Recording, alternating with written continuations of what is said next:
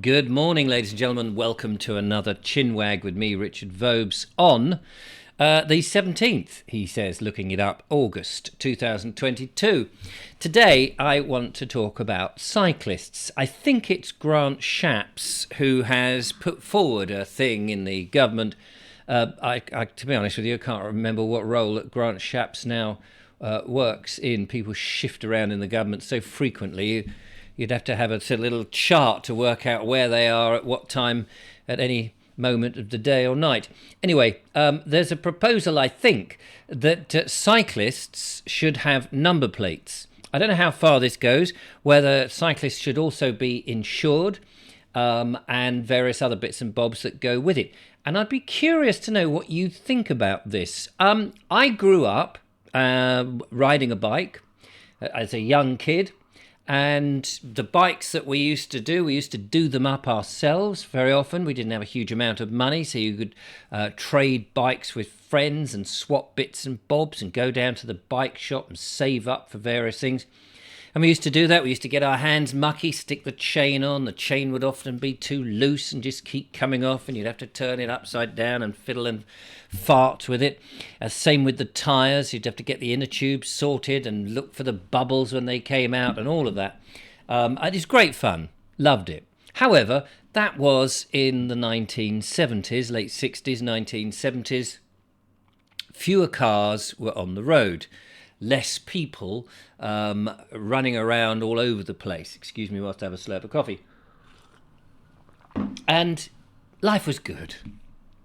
Life these days is still good, but it's a little bit more complex, isn't it? There are far more people. The roads have got bigger, more efficient cars. They seem to hurtle around very fast on the roads. There are all sorts of people moving about now. So many more deliveries, for example. In the old days, the delivery really was pretty much the milkman who would come in and deliver the milk, but he would come very early in the morning. Now we have these vans coming to people's houses because they've been buying stuff online, and they're stopping on the edge of the roadside, so you've got to navigate getting past those if you're on a bicycle. There's a lot more sporty type people in lycra or spandex, whatever it is they wear, with their funny goatee beards, heading down extremely fast. And certain areas, I know up towards Guildford, when we had the Olympics here, there were certain areas that we used for the Olympics, or at least for practice and training. And so they've become incredibly popular with people, so that navigating the car past these folk is difficult. And a new rule came in to give the cyclist, I think, more control or more precedence on the roads, that you had to in order to keep the cyclists safe, you had to give them a much wider berth. You couldn't just whiz past, and that's obviously a sensible thing. You don't want to knock anybody off. The lorries have got bigger, and some of them have got, if you can't see my mirrors, mate, don't try and overtake or get round me. It means I can't see you. Keep well back. And when I was a kid, there was something known as the cycling proficiency test.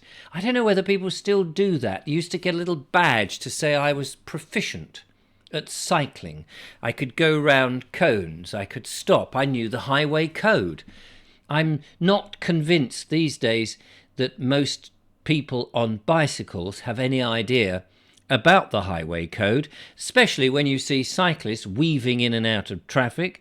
They don't seem to want to stop behind vehicles. They'll sort of skirt along, and when it suits them, they'll just jump on the pavement. They'll go through red lights. They'll go over zebra crossings without stopping. It's almost as if for them, there's no rules whatsoever. And they've all got these little cameras on the top in order, so if something happens, they can blame the driver and not their own cycling ability. And and if they get knocked off, it's apparently always the car driver's fault. And I think this is an absurd situation. Now, I have a bike. I don't ride it very often, to be honest with you. It's a bit knackered. It needs new tyres and various things. I would like to ride it more frequently. However, The roads now have got very dangerous, and I don't want to come off, and I don't want to damage myself. I also don't like wearing these hats, these crash helmets that cyclists wear. I'm not convinced the argument is that they're going to be protective of you, because I actually understand that in some cases, when you fall, it can actually make the neck twist and you can have a worse spinal accident because you've got this hard-hitting thing on your head, rather than the more natural reaction when you fall is to actually protect your vulnerable parts. But that's not so much an issue. If it was mandatory for me, I mean, I would go. But so what I'm saying is, I think at the moment it seems to be a bit of a free-for-all for cyclists. We have now a road system that is clogged with all sorts of things happening on it, and it is a lot more dangerous. I would like to see somebody argue to say that it isn't any more dangerous now than perhaps back in the 70s. We have, of course, a lot of street furniture, and we have a lot of rules and regulations and lights and cones and all sorts of things to manipulate and keep the driver on the straight and narrow. We have the hash boxes, the hash marks on the boxes, and the white lines, and the don't overtake and you can overtake, and the stop here, and so on and so forth. So the driver is pretty much hemmed in, and really sort of has to be, so that all of us can drive with relative ease and relative safety. There's always the boy racers and the idiots and the nutters who are going to go much faster, who don't know the roads, who don't seem to understand that when you come to a curve in the road, you should be anticipating somebody coming the other way, and all of those things. There's always that. And of course, people's levels and skill levels of driving, once you've passed the test, is going to be a huge range anyway. So we don't really know who you're facing. So it's always worth thinking that the person coming towards you, or the person coming after you, or overtaking you, or undertaking you, or just approaching, or just turning into that junction, or coming out of that junction, always best to assume that they're an idiot and that they can't drive, and so that you're judging what they're going to do, and then make your own mind up. If you have too much confidence in the people around you driving, it's likely that one of them is actually going to be an idiot. Now, I'm not saying that most drivers are idiots, I'm not saying that, but if you assume that they're not going to be very good, then you're going to be a lot more cautious, and you're going to take less risks. May not be much fun, but in this day and age, the fun of driving is pretty much taken out by the modern car anyway. It all does everything for you. If you don't have an if you don't have a gear shift vehicle, I can't see that there's any enjoyment. I mean, the enjoyment of being able to change your gear when you want to, and rev and put in the revs that you want, and all of that. But those days seem to have vanished, and we've got to get on with it, unless you can get onto some private roads where you can do your top gear fast driving or whatever. It shouldn't be on the public roads, of course. And now that I drive a van, I can tell you that I'm even more sedate a driver than ever before, because I've got stuff in the back.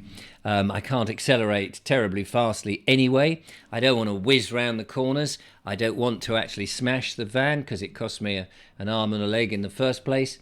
And I have a lot more respect for my driving and other people on the road, and I'm bigger than the cars that I've had in the past. So I am generally a lot safer than I used to be when I had cars. So and I'm not, it isn't a white van, so I'm not white van man desperately trying to deliver things and get to and just hip up onto the pavement or anything like that.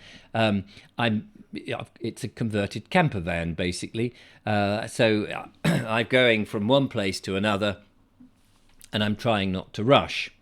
So, going back to cyclists, that's the dangers of the road then. There's all this stuff. And I actually think this is a good idea. I think that all road users should have passed some form of basic examination some test to make sure that they know the highway code, that they are aware of what drivers do, because a lot of cyclists who do it all the time are not drivers at all. So they may not have any concept of how a car works and the type of speeds that you get up to, or the stopping distances, or the difficulty of passing other cyclists or road users or even pedestrians and what have you. So they may not be familiar with that. And I think that a test, a mandatory test in which you get your license plate for your bike would be good. Also, it would hopefully, through traffic lights and places like that, and junctions, because so many of these things have got the CCTV and the photographic capability of flashing the license, would perhaps make the cyclist road user a little bit more in line with the road users, i.e. stopping at red lights, so that anybody walking across, crossing there, can get over. Most cyclists never seem to do that. They, and nipping onto the pavement and nipping off. Now, there are cycle lanes, but of course cycle lanes aren't everywhere. And as I understood it from my highway code, that you're not supposed to cycle on the pavement, but people, of course, do. I don't know, and maybe there should be, a age restriction on who can cycle, full stop. Now, kids love to cycle, and so if children are accompanied by adults on the road of a certain age, I don't know what that age might be, maybe 7, for example, maybe after 7 or 10 or whatever age it is, they could ride on the road. Maybe there should be an age restriction or a maximum in which young kids would not drive on the road, but could drive on the pavements up to a certain age. Again, what is that? Maybe that is 10, who knows? But you don't want reckless cyclists. They would have to say that the pedestrians were had the paramount. So if there were pedestrians in the way, you'd have to dismount.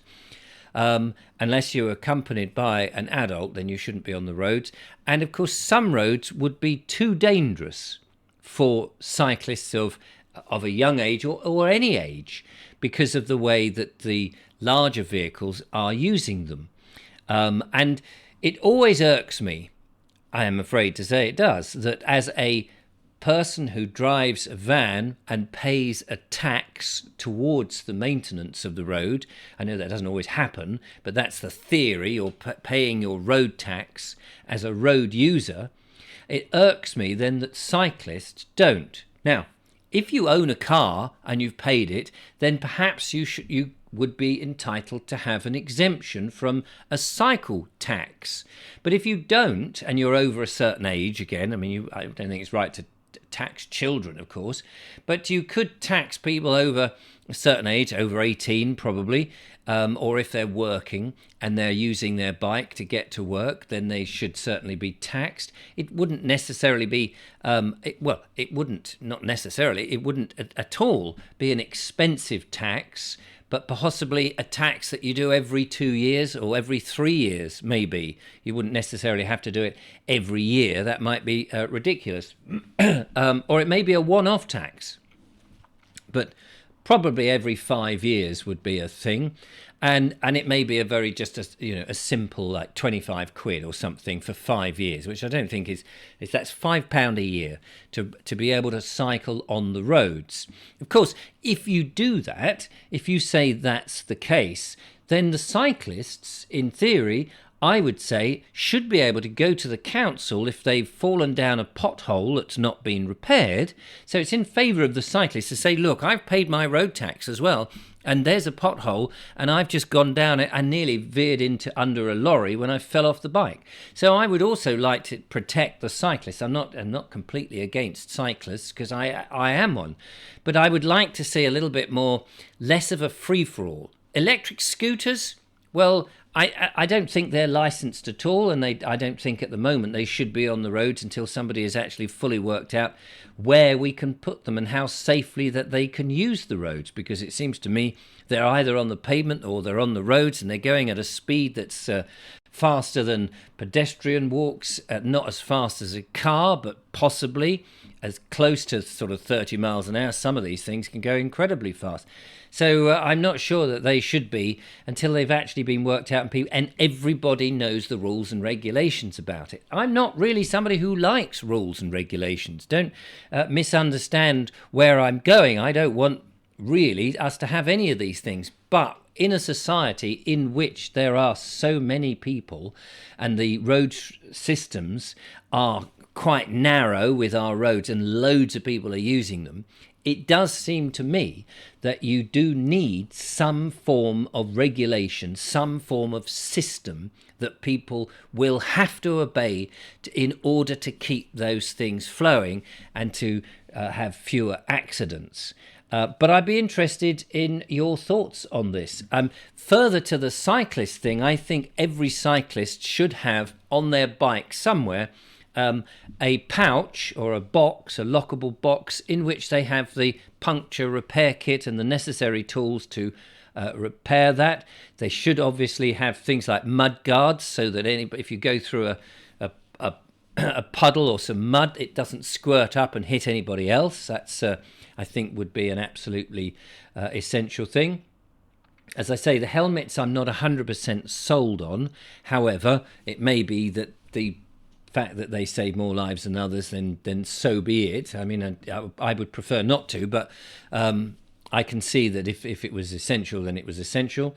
What was the other thing? A bell, of course, or some form of horn of some description, so that when people are away, make sure that is absolutely operational. And cars have an MOT to make sure their roadworthiness. I think that it would be good if there was some... Again, I'm not really keen on making things mandatory. It's more about trying to make people do the right thing. Now, I'm also against this nudge thing that the government do, because they seem to be using it very much for nefarious things rather than good things. But if there was, a yearly checkup that you were incentivized to do because perhaps it made your road tax cheaper or something like that. So that would be good. The number plate, absolutely, because then you may say, well, how are you going to police it? You know, it's bad enough trying to police those people who are driving cars without insurance or MOT and those sort of things. And you could quite easily say, well, look, it's difficult to police. However, if you are knocked off, or you do go through a red light, or a policeman spots you, or some of these cameras that are around spots a bike without it, then there'd be no doubt face recognition technology. Probably every bike... Well, I was going to say they've got a number plate, so they'd have the number plate on them. And if they didn't, it should be possibly not so much something that's bolted onto the bike that can be taken off, but actually put on the frame as well, so that you cannot buy a bike without the number on the frame. Just as now it's illegal to fly a drone without the drone number being displayed. These are my thoughts. You may totally disagree with them. You may think it's absolutely rubbish, that we should still allow the kids having some freedom and all of that, and bikes, is the last bastion of freedom to do what you like. And maybe some of these rules only apply to towns and cities of a certain size, maybe, and on major A roads, but perhaps country B roads, it's not quite so important. So if you live on a farm and you're really only cycling, around your village, maybe most of these things don't apply. I don't know. I'd be interested in your thoughts on all of this. Cyclists, do they need more regulation? Let me know. Let's have a look at some of the comments then that have come up recently. And whilst we do, I'll just have another slurp of coffee. So, full fat or semi-skimmed was what we were talking about. Milk in yesterday's show. Shirley Lynch says full cream milk every time for me, including real butter. Yes, I would agree with you there. Toast with margarine is awful. Yes, I don't really have bread so much these days, occasionally, but very rare now to have a piece of bread. In fact, I had a piece of toast. Where was it? Somebody made me the crusts on toast, and I can't remember who it was and where it was. It was fairly recently. I said, "Oh, do you mind having the?" And it was to have some bacon on it, I think. Where the hell were we? Can't remember. But that was the last time I had a bit of bread, and then prior to that, the last bits were probably some. Oh, well, occasionally if Julia and I are out and we're desperate for something, I'll have a French stick, but the crusts on a French stick are not actually very good for you, apparently. But anyway, let's not get into that. I was brought up at the same time as you, got the cream from the top of the milk bottle. Those were the days, says Shirley Lynch. Absolutely. Tuscan Odyssey says, very interesting, Richard. I switched to semi-skimmed many years ago with the idea that it was less fattening. I am now used to the taste. I had no idea that I had been hoodwinked. I will definitely look into it more. Yes, from what Michael Mosley was saying, and I'd heard this years ago, that it's actually more beneficial to have full-fat milk, than to have the semi-skimmed, because you're basically drinking something that's had all the goodness taken out. Tilly Dog says, I can't digest full cream milk or light white semi-skimmed, so I have skimmed, so not even the semi-skimmed, so you just have that. So I mean, to me, skimmed milk is no more than just a whitening agency. It's got basically nothing in it, water with a bit of. It's like whitewash. I mean, I do wonder why. I mean, can you taste it? Is there anything in there? If you've taken out all the fat and all the nutrients and all the goodness from it, one asks oneself, what's the point? Wing Geezer says, always freshly brewed black coffee for us. No cream or milk, no sugar. Best way to truly appreciate coffee, we think. And I guess it does depend on the coffee. Certainly when I have an instant coffee, and some people don't like the instant coffees, of course. They say, well, that's not coffee.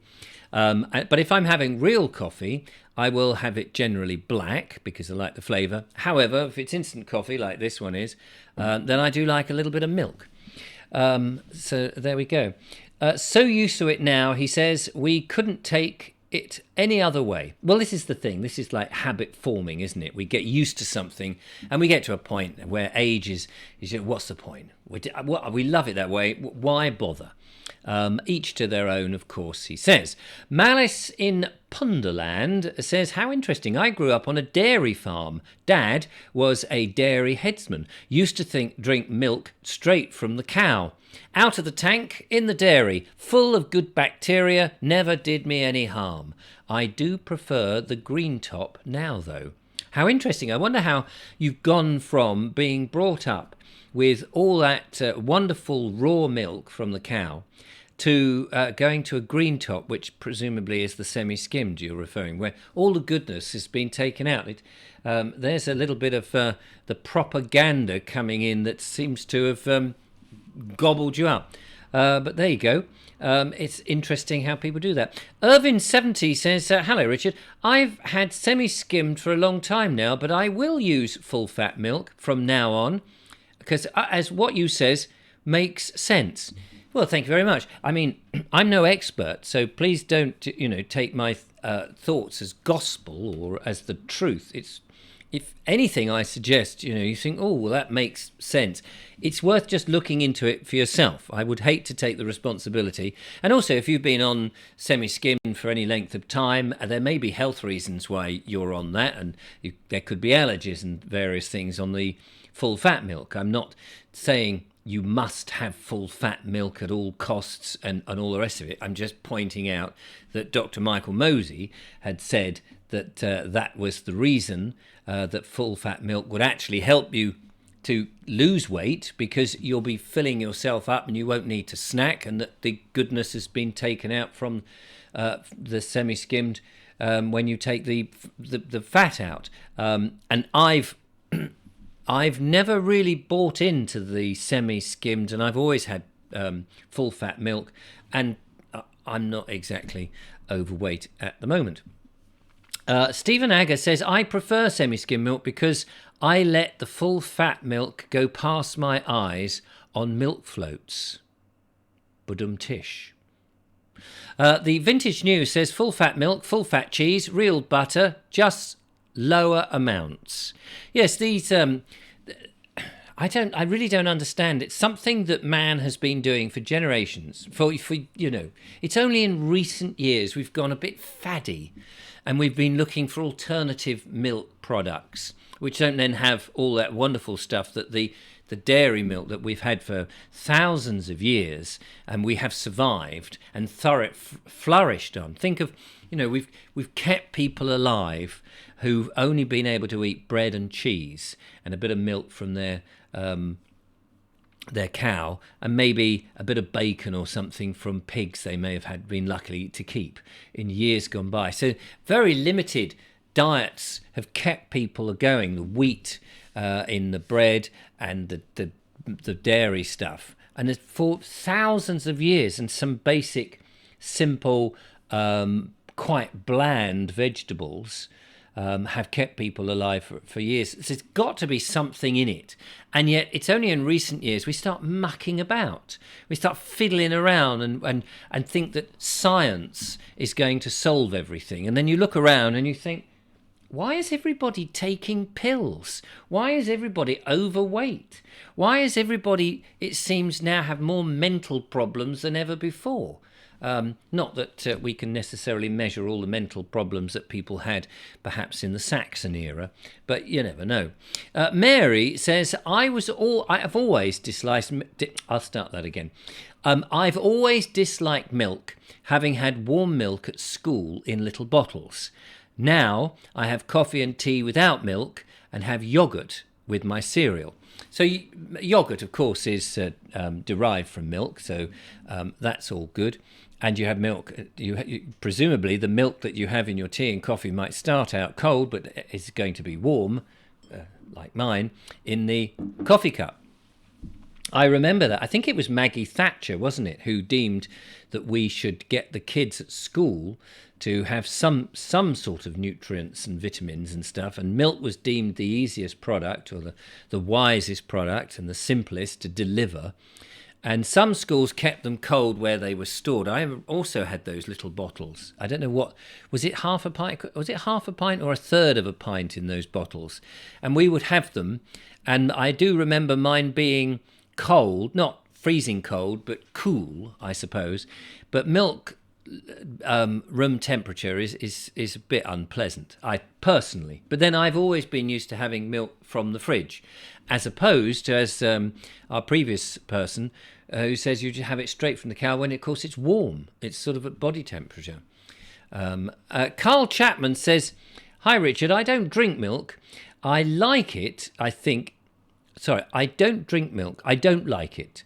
Think it goes back to the early school days when we were forced to drink warm milk." There we go, back to the little bottles. "I do like butter and cream, though, and I drink loads of black coffee." Good for you, Carl. Yes, I'm absolutely with you there. It's that if you had warm milk and it was horrible and the teachers made you drink it, then it's going to affect you for life. I mean, what happens to you in your formative years, of course, is something that does affect us. Mr. Bazaby says, "I was told butter was bad for you years ago, but they only made margarine for you, which was caused the pigs and cows and stuff wouldn't eat it. So I went back to butter." Yes, so basically you're saying that if the cows and pigs won't eat it, then you wouldn't eat it, and it makes perfect sense. Why would we eat stuff that is a bit dodgy? Susie Davis says, "I shall have to reevaluate milk options again. I'm currently content with my semi-skimmed milk. I recall hearing that Jersey milk is so rich in fats it's unhealthy. I'd be interested to hear what the current thinking is on that, though." And again, I guess it's how much you consume. Most people don't drink gallons of milk. You might put it in your tea and coffee. It's such a small amount. This is when I was listening to the podcast or wherever it was, I originally heard this idea that full fat milk was so bad for you that it was going to make you fat. And the chap who was either talking about, I wish I could remember the link now or where it came from, but he was so scathing. He said, how many people drink gallons of milk a day? You're putting it into your coffee and you're putting it onto your breakfast cereal. Milk is hardly going to make you fat. The amount of milk that you consume actually is really small. And then they're going to take away all the goodness that they put in the milk, or that's in milk, by skimming out all of that and ending up just putting a much inferior product onto their breakfast cereal and indeed in their teas and coffees. And I thought to myself, it is, how much milk do people drink? I mean, I've started to try and drink at least 1 glass of milk a day on top of any milk that I might have in some muesli that I have occasionally, or porridge, and the tea and coffee. Because I actually like milk. I love it. It's lovely. I do like dairy products. Giles Whitehead Artist says, I probably went one step further growing up. He says, growing up on a dairy farm with Guernsey cows, my dad dipped a jug every day straight from the tank. Not only was it very creamy milk, it was unpasteurized. I drank that milk right through my childhood into the 70s and 80s. I was always a skinny kid, but also very active on the farm. And there you go. I mean, you can't really argue with that. Well, you could say it's just his biological makeup, it's very different and all the rest of it. But I don't know. I think milk is one of those, like bread, the staff of life. Of course, the bread's got to be the right kind of bread, not the large commercial bread in which they've taken all the goodness out. Ingram Cars, full fat milk all the way. When I visit a friend's house for a tea party, he usually says, just bring whatever you're drinking. He means something alcoholic, but I always bring full fat milk because he likes Red Top. This is coloured water, he says. This way I can have a decent cup of tea. Incidentally, the best tasting milk I've had is from Jeremy Clarkson's farm shop. Whilst there, I commented to him how delicious and creamy it is, and he told me it's only just legal, as close to straight out of the cow as you can legally get. Yes, and I bet that's very, very good for you. We'll do a couple more and then we'll stop. Jam Jar Dan says, good man, Richard, full fat all the way. Fat's great. I believe it was Ansel Keys that started all this nonsense. You must be the most sensitive chap I'm aware, apart from myself. Oh, most sensible, not sensitive. Sorry, I misread that. Yes, we do try to be sensible here, because not everybody will agree with me, but, that's life. Michael Henshard says full fat milk is great if you like an oily slick floating on your tea. That might be the way a lot of people like their tea. Cheers. Delicious. And finally, Joe Trubby says, and I hope that's how you pronounce your name, or is it Truby? Cow's milk is for calves. Oh, here we go. Soya and nut milk is quite healthy for humans. When you say quite healthy, I want something that's healthy. We no longer need milk once we are weaned. Oh, is that right? All animals suckle their own. Cows are kept pregnant in order to supply humans with milk. Well, that is true. She says it's cruel. Humans get all the nourishment they need from spring water, veg, fruit, nuts, seeds, legumes, pulses, herbs, homegrown organic, of course. We must be self-sufficient, as the WEF is aiming to starve us to death, or factory breeding insects to feed us. Again, that's, to my mind, that's all just alarmist rubbish about the insects and all the rest of it.